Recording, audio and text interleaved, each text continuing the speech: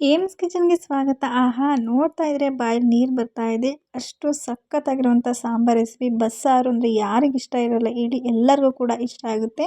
ಮುದ್ದೆಗೆ ತುಂಬ ಚೆನ್ನಾಗಿರುತ್ತೆ. ಆರೋಗ್ಯವಾದಂತಹ ಸಾಂಬಾರಿದ್ದು. ಬನ್ನಿ ಯಾವ ರೀತಿ ಮಾಡೋದು ಅಂತ ನೋಡೋಣ. ಮೊದಲಿಗೆ ನಾನಿಲ್ಲಿ ಕೀರೆ ಸೊಪ್ಪನ್ನು ತಗೊಂಡಿದ್ದೀನಿ. 2 ಕಟ್ಟಷ್ಟು ಬಿಡಿಸಿ ತಗೊಂಡಿದ್ದೀನಿ. ಇದನ್ನು ಚೆನ್ನಾಗಿ ತೊಳೆದು ಸಣ್ಣದಾಗಿ ಕಟ್ ಮಾಡಿ ಇಟ್ಕೊಂಡಿದ್ದೀನಿ.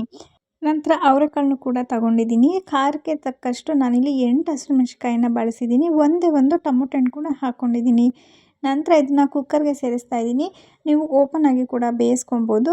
ಸ್ವಲ್ಪ ಬೇಗ ಆಗುತ್ತೆ ಅನ್ನೋದಕ್ಕೋಸ್ಕರ ಕುಕ್ಕರ್ಗೆ ಎಲ್ಲನೂ ಕೂಡ ತೊಳೆದು ಸೇರಿಸಿದ್ದೀನಿ. ನಂತರ ಅದಕ್ಕೆ ನೀರನ್ನು ಹಾಕ್ಕೊತಾ ಇದ್ದೀನಿ. ನೀರನ್ನು ಕೂಡ ನಮಗೆ ಸಾಂಬಾರು ಎಷ್ಟು ಬೇಕೋ ಅಷ್ಟು ನೀರನ್ನು ನಾವು ಉಪಯೋಗಿಸ್ಕೋಬೇಕು. ನಂತರ ಸ್ವಲ್ಪ ಉಪ್ಪನ್ನು ಸೇರಿಸಿ ಬರೀ ಅವರೆಕಾಳು ಮಾತ್ರ ಕುಕ್ಕರಲ್ಲಿ ಹಾಕಿ ಬೇಯಿಸ್ತಾ ಇದ್ದೀನಿ ಅಷ್ಟೇ. ನಂತರ ಅವರೆಕಾಳು ಬೆಂದಾದ ನಂತರ ನಾನು 1 ವಿಷಲ್ ಕೂಗಿಸಿದ್ದೀನಿ. ಇಲ್ಲಿ ಹಸಿಮೆಣಸಿನಕಾಯಿ ಮತ್ತು ಟೊಮೊಟೊ ಹಣ್ಣನ್ನು ಕೂಡ ಸಪ್ರೇಟಾಗಿ ತೆಗೆದು ಇಡ್ತಾ ಇದ್ದೀನಿ, ಯಾಕಂದರೆ ಆಲ್ರೆಡಿ ಬೆಂದಿರೋದ್ರಿಂದ. ನಂತರ ಇವಾಗ ಅದೇ ಕುಕ್ಕರ್ಗೆ ಸೊಪ್ಪನ್ನು ಸೇರಿಸ್ತಾ ಇದ್ದೀನಿ. ಸೊಪ್ಪನ್ನು ಹಾಕಿದ ನಂತರ ನಾನು ಕ್ಯಾಪ್ನ ಕ್ಲೋಸ್ ಮಾಡಿ ವಿಷಲ್ ಕೂಗಿಸೋದಿಲ್ಲ, ಹಾಗೆಯೇ ಓಪನ್ ಆಗೇ ಬೇಯಿಸ್ಕೊತೀನಿ. ಯಾಕಂದರೆ ಸೊಪ್ಪು ತುಂಬ ಬೇಗ ಬೇಯುತ್ತೆ. ಕುಕ್ಕರ್ ಒಳಗೆ ಹಾಕಿ ಬೇಯಿಸೋದ್ರಿಂದ ಆ ಸೊಪ್ಪಿನ ಕಲ್ಲರು ಕೂಡ ಚೇಂಜ್ ಆಗುತ್ತೆ. ನಮಗೆ ಅದು ಟೇಸ್ಟ್ ಕೂಡ ಚೆನ್ನಾಗಿ ಬರೋದಿಲ್ಲ. ಹಾಗೆ ಓಪನ್ ಆಗಿಯೇ ಒಂದು 1/4 ಗಂಟೆ ಬೇಯಿಸ್ಕೊತೀನಿ. ಆಗ ತುಂಬ ಚೆನ್ನಾಗಿ ಬೆಂದಿರುತ್ತೆ. ಈಗ ಆಲ್ರೆಡಿ ಬೆಂದಾಗಿದೆ. ಬೆಂದಾದ ನಂತರ ನಾನಿಲ್ಲಿ ಸಪ್ರೇಟಾಗಿ ಸ್ವಲ್ಪ ಕಾಳು, ಸ್ವಲ್ಪ ಸೊಪ್ಪನ್ನು ಸಪ್ರೇಟಾಗಿ ತೆಗೆದು ಇಡ್ತಾಯಿದ್ದೀನಿ. ನಾವು ಸ್ವಲ್ಪ ಕಾಳಿನ ಪ್ರಮಾಣವನ್ನು ಸ್ವಲ್ಪ ಜಾಸ್ತಿ ತೆಗಿಬೇಕು. ಯಾಕಂದರೆ ನಮಗೆ ಸಾಂಬಾರು ಎಷ್ಟು ಬೇಕು ಆ ಕನ್ಸಿಸ್ಟೆನ್ಸಿ ನೋಡಿಕೊಂಡು ನಾವು ಸ್ವಲ್ಪ ಕಾಳನ್ನು ತೆಗಿಬೇಕು. ಸೊಪ್ಪನ್ನು ಜಾಸ್ತಿ ಸೇರಿಸಬಾರ್ದು, ಟೇಸ್ಟ್ ಚೆನ್ನಾಗಿ ಬರೋದಿಲ್ಲ. ಹಾಗಾಗಿ ಸ್ವಲ್ಪ ಸೊಪ್ಪು ಮತ್ತು ಸ್ವಲ್ಪ ಜಾಸ್ತಿ ಕಾಳನ್ನು ಕೂಡ ತೆಗೆದಿಟ್ಟಿದ್ದೀನಿ. ಇದಾದ ನಂತರ ಸಪ್ಪೆ ರಸನೂ ಕೂಡ ಒಂದು ಪಾತ್ರೆಗೆ ಬಸಿದು ಇಟ್ಟಿದ್ದೀನಿ. ಇದೇ ಮೇಯ್ನ್ ಇದು. ನಾವು ನೀರನ್ನು ಸೇರಿಸಬಾರ್ದು, ಸಪ್ಪೆ ರಸ ಮಾತ್ರ ನಾವು ಸೇರಿಸಬೇಕು. ನಂತರ ಇವಾಗ ಕಾಳು ಸೊಪ್ಪನ್ನು ಒಗ್ಗರಣೆ ಹಾಕ್ಕೋಬೇಕು. ಹಿಂಗೆ ಕೂಡ ತಿನ್ಬೋದು, ಒಗ್ಗರಣೆ ಹಾಕ್ಕೊಂಡ್ರೆ ಟೇಸ್ಟ್ ಇನ್ನೂ ಕೂಡ ಚೆನ್ನಾಗಿರುತ್ತೆ.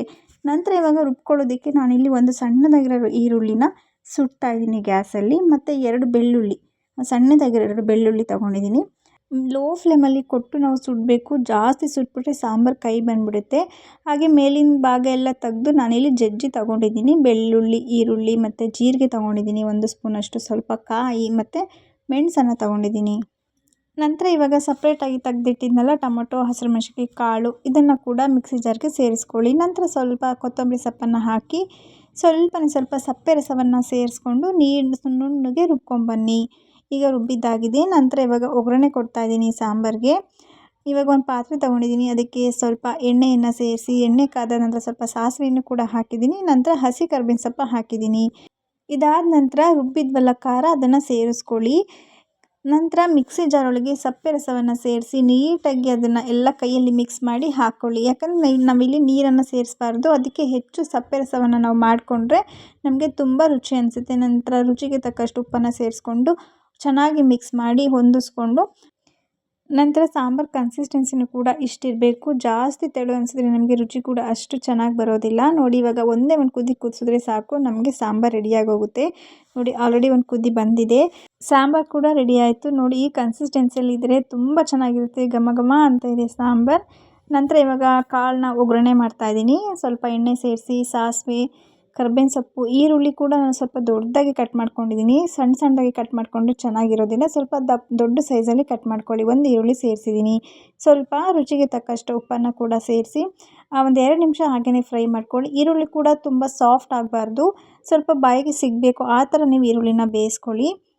ಈರುಳ್ಳಿ ಬೆಂದ ನಂತರ ಕಾಯಿ, ಇದಕ್ಕೆ ಮೇನ್ ಕಾಯಿ ಇದು, ಸ್ವಲ್ಪ ಜಾಸ್ತಿನೇ ಹಾಕ್ಕೊಂಡಿದ್ದೀನಿ. ರುಚಿ ಅಷ್ಟೇ ಚೆನ್ನಾಗಿರುತ್ತೆ ಕಾಯನ್ನು ಹಾಕೋದ್ರಿಂದ. ಈಗ ಮತ್ತು ಕಾಳನ್ನು ಕೂಡ ಸೇರಿಸ್ಕೊಂಡಿದ್ದೀನಿ. ಎಲ್ಲನೂ ಕೂಡ ಚೆನ್ನಾಗಿ ಮಿಕ್ಸ್ ಮಾಡ್ಕೊಳ್ಳಿ. ನಮ್ಮ ಮನೇಲಂತೂ ವಾರಕ್ಕೆ 3 ದಿನ ಬಸ್ಸಾರು ರೆಸಿಪಿನೇ ಇರುತ್ತೆ. ತುಂಬ ಇಷ್ಟಪಡ್ತಾರೆ ಮನೇಲಿ ಎಲ್ಲರೂ ಕೂಡ. ಈ ಥರ ಊಟ ಚಿಕನ್ ಮಟನ್ಗಿಂತನೂ ಬೆಸ್ಟ್ ಅಂತಲೇ ಹೇಳ್ಬೋದು, ಹೆಲ್ದಿ ಇದು.